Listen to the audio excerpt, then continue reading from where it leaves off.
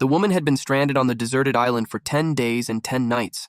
Just when she was starving and struggling to survive, she noticed a man on the beach who still had food. At first, she thought he was selfishly hoarding supplies, but as she got closer, she realized it was just a pile of common sea snails from the ocean.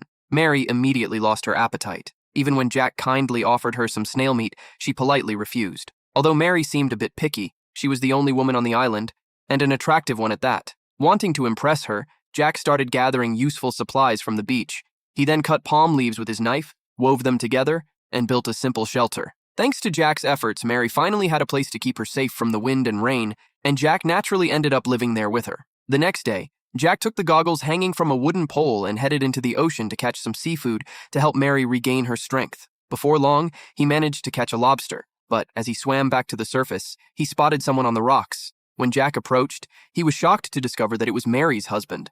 Without hesitation, Jack decided to bring him back to the camp, unaware that this would become the most regrettable decision of his life. Soon after, Mary spotted her husband too and rushed over with joy, carefully helping Bob back to their shelter. However, as soon as Bob lay down, he let out a painful scream. Clearly, he'd suffered serious injuries during the shipwreck. At first, Jack felt sympathetic toward Bob's condition, but watching the family reunite made Jack feel like an outsider. Not long after, Bob fell asleep thanks to Mary's attentive care. As usual, Mary then returned to the beach, where she and Jack sat together, chatting and laughing.